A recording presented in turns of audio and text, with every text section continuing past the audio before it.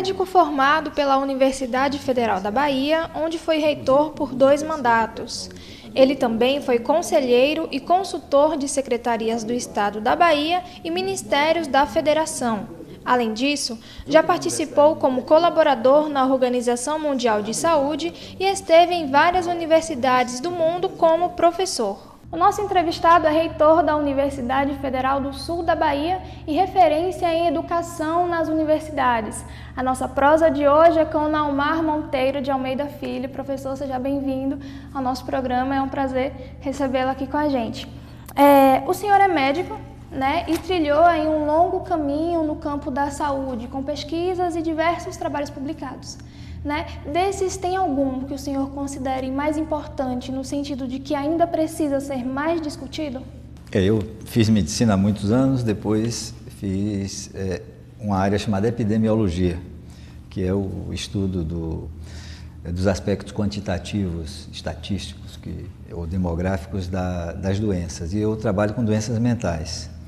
E creio que o Brasil tem alguma tradição nesse momento do que chamamos de estudos epidemiológicos, mas precisamos avançar mais para ter um conhecimento melhor desse perfil de saúde mental da nossa população. O senhor foi reitor da Universidade Federal da Bahia, né, por 2 mandatos, e a partir desse momento o senhor mudou um pouco o foco das suas pesquisas, do seu trabalho acadêmico, mais para a questão da universidade e a relação com a sociedade. Por que o senhor optou por fazer essa mudança de foco? Porque eu me tornei reitor, então eu tive que aprender a ser reitor. Então comecei a estudar, a ver relatos de experiências de outros e não tenho uma formação para reitor. E aí cada um faz um pouco de modo autodidata. E o que creio que foi possível ser feito foi tomar conhecimento do assunto. E o assunto é fascinante. Tem pouca coisa escrita, muitas opiniões.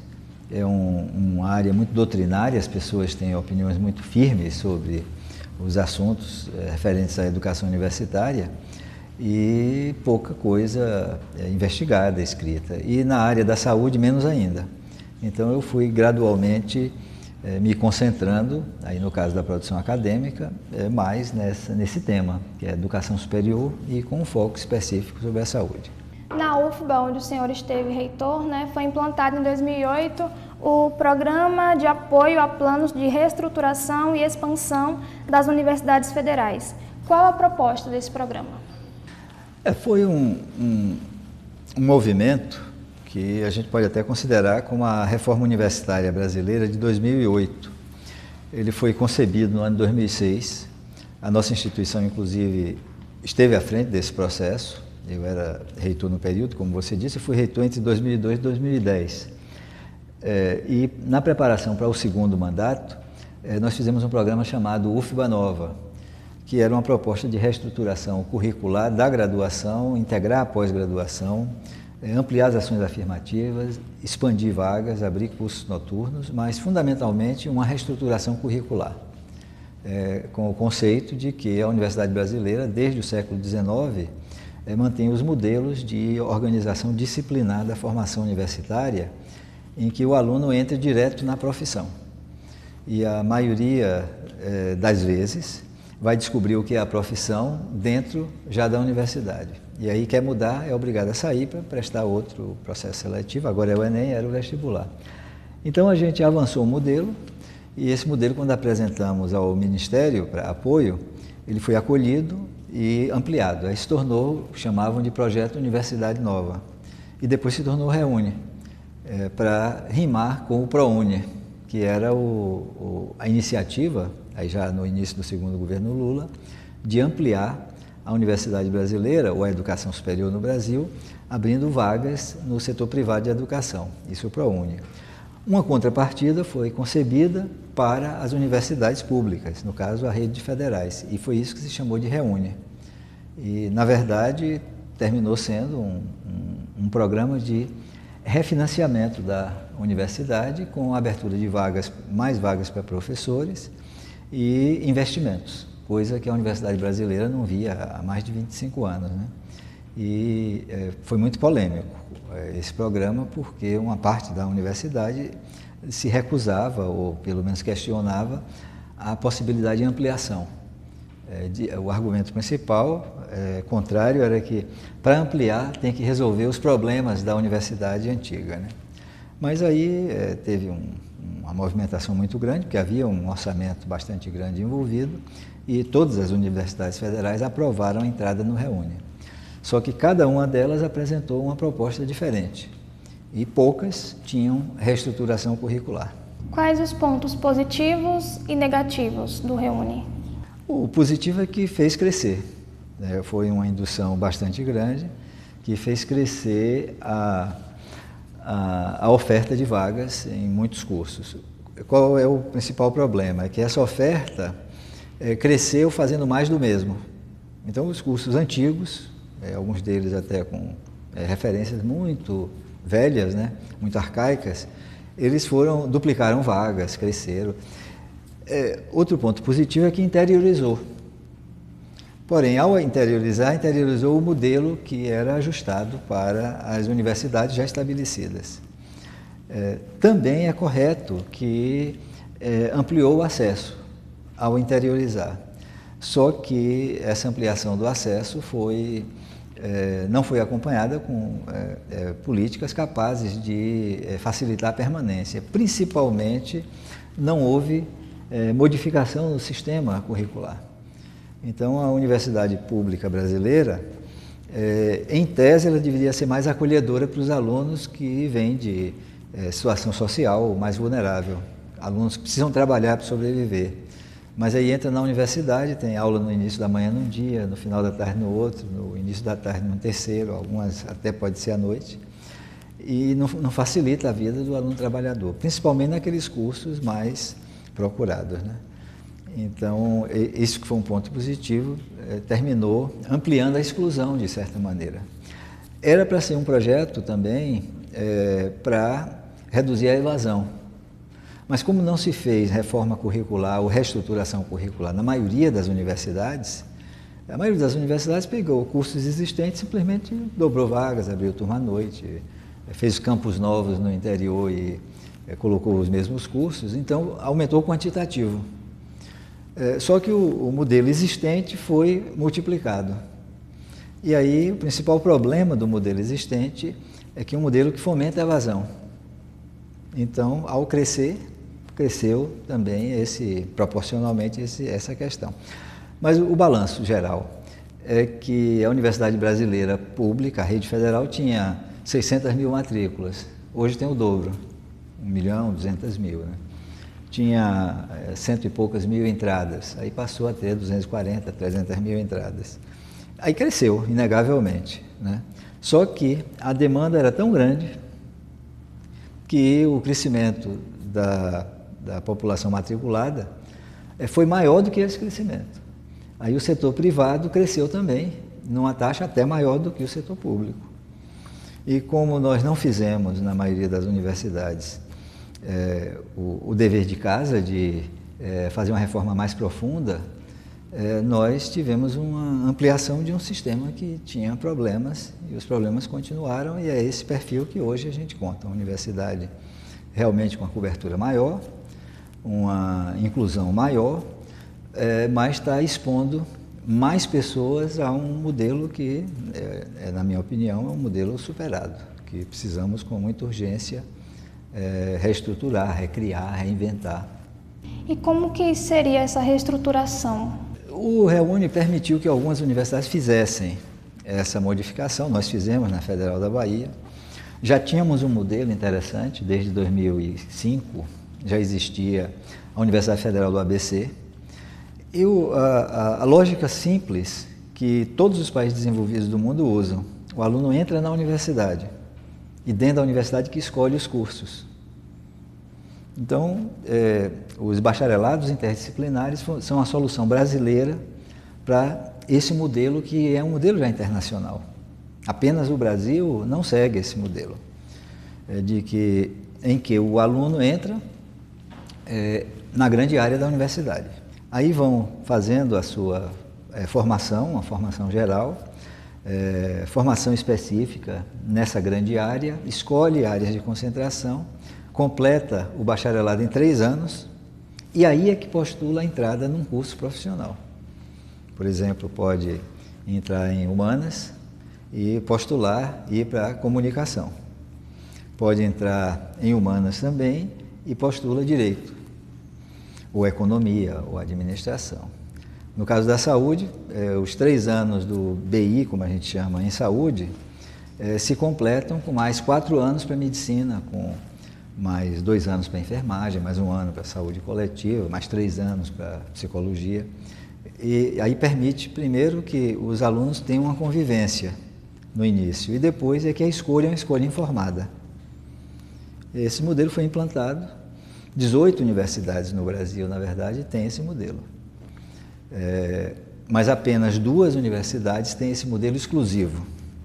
Uma é a Federal do ABC, que eu mencionei, e a outra é a nossa Federal do Sul da Bahia, que implantou esse modelo há 3 anos e está ainda nesse processo de consolidação. Sobre essa questão da evasão, esse é um dos pontos do Reúne, né? E como ainda acontece essa questão da evasão, o número ainda é muito grande, e como melhorar, como reduzir isso?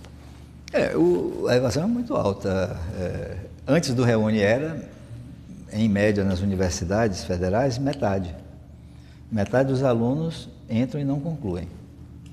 Isso é altíssimo, é um desperdício de recurso público. E o setor privado é pior. 60% dos alunos chega até no setor privado e não concluem.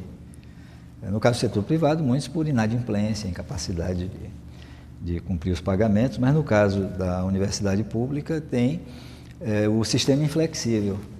Porque se o aluno entra num curso, ele tem que cumprir todas as disciplinas daquele curso, na sequência que o curso diz. E é evidente que é muito difícil para alguns alunos, principalmente os que têm responsabilidade social, têm que trabalhar, têm que sustentar a família, de entrar numa universidade que foi feita para os alunos da classe média ou da classe alta, que não têm essas obrigações sociais. Que aí podem, por exemplo, ter a possibilidade de ir para a universidade a qualquer hora, coisa que um aluno trabalhador não pode. Ou de se mudar para estudar onde a universidade oferece o curso, coisa que o aluno pobre, trabalhador do interior, também não pode fazer. Então, a evasão continua. Eu não tenho dados assim recentes, mas tem até alguns estudos mais atuais, que mantém-se. Mas, para mim, a explicação é simples. Se o modelo antigo propiciava a evasão, o modelo antigo continua, só que em maior número. Então, a proporção é a mesma. E também os alunos que entram em algumas trajetórias, no sistema que predomina nas universidades, eles não têm escolha. A escolha foi feita no vestibular, no processo seletivo. E essa é uma escolha que tem um grau de dificuldade de mudança muito grande, é quase que inapelável. Chega a extremos, como na Federal da Bahia, antes do modelo que a gente implantou lá, ocorreu uma aluna, na verdade, entrou em geologia, começou a fazer matérias de geografia, gostou muito de Milton Santos, a vida, e foi cursando as matérias de geografia, até porque geografia é uma licenciatura com alta evasão, aí sempre tinha vaga. Quando chegou, faltando 4 disciplinas para se formar, o colegiado disse que ela não podia se formar, porque a legislação não permitia, que ela entrou no curso de geologia. E se essa pessoa quisesse seguir a lei, e a lei é o edital do processo seletivo da universidade, ela teria que sair e prestar o vestibular para geografia. Só que ela só poderia aproveitar 30% dos créditos, porque a norma dizia assim. É um absurdo isso. Até porque a concorrência para geologia era maior do que para geografia. Essa pessoa não estava tomando lugar de ninguém. Mas do ponto de vista legal, jurídico, burocrático, essa é a universidade que, na minha opinião, promove a evasão, em vez de acolher a possibilidade dos alunos montarem suas trajetórias curriculares, né? Então, lá no sul da Bahia, a gente está com um sistema que permite isso. Depois do primeiro ano, o aluno escolhe praticamente tudo. Das matérias, a gente chama componentes curriculares, nem chamamos disciplinas, ao curso. E a depender do seu desempenho, vai fazendo as escolhas. Então, esse é o sistema que a gente está avançando na implantação, com muita dificuldade, evidentemente, mas estamos firmes nessa trajetória e já com resultados muito interessantes. Eu tenho apresentado essa discussão, a valorização da licenciatura, quer dizer, da formação do professor, nesse sistema é maior. O que a gente chama também de taxa de territorialidade, quer dizer, proporção de alunos da região, na nossa universidade é altíssima. É claro que vem alunos de fora e tal, mas a proporção é muito pequena. As outras universidades no interior, ao contrário. Se abre vaga para um curso de alta concorrência, tem gente do Brasil todo, que vai fazer a formação ali e depois volta para a sua região e contribui menos para o território onde a universidade está inserida. Então, eu acho bons temas para serem discutidos, em especial se a universidade define que sua vocação é uma vocação de inserção plena no território. Eu acho que a Universidade do Vale do São Francisco tem como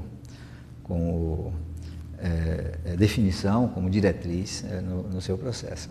Pelo que o senhor conhece da Universidade Federal do Vale do São Francisco, como que o senhor avalia o ensino aqui e como ela é importante também para a questão da emancipação do semiárido? Certamente a importância para esse território é inegável, até porque a constituição de uma universidade, tendo por referência uma bacia demográfica, como é o Vale do São Francisco, que corta o semiárido, é um importante ponto de difusão dessas possibilidades, né? A questão, eu tenho pouco conhecimento das decisões, inclusive no próprio Reúne, que você mencionou, que essa universidade tomou. Esse modelo que a gente implantou lá, eu não sei, a comunidade da Univasf que pode avaliar o quanto disso pode ser interessante, na medida em que as estruturas são semelhantes. A Univasf tem 5 campi, as distâncias também são substanciais entre os campi, e aí ela fica naquele dilema, né? Se coloca, por exemplo, um curso que nesse modelo convencional ele tem que estar todo contido num lugar, o que é que vai acontecer com os alunos da região que estão nos outros campi, distantes? Terão que se deslocar para o lugar em que está sendo oferecido? Ou a outra alternativa é sair multiplicando cursos. Por exemplo, ter 2 cursos de medicina, 3 de direito, engenharias em toda parte, aí produz uma pulverização de massa crítica. Levando em consideração todo o histórico, né, das universidades no Brasil, em que situação que a gente está agora? Nós estamos avançando, nós estagnamos, e se estamos avançando, como avançar mais ainda, para a gente encerrar? Tá.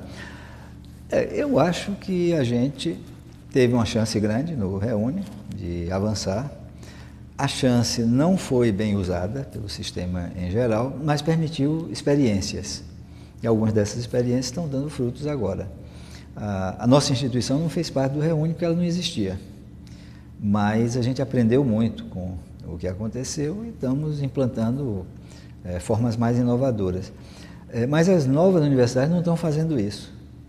Então, eu teria uma dificuldade de dar uma resposta positiva, que estamos avançando. Porque, apesar de que algumas estão fazendo inovações, estão buscando modelos mais diferenciados, né?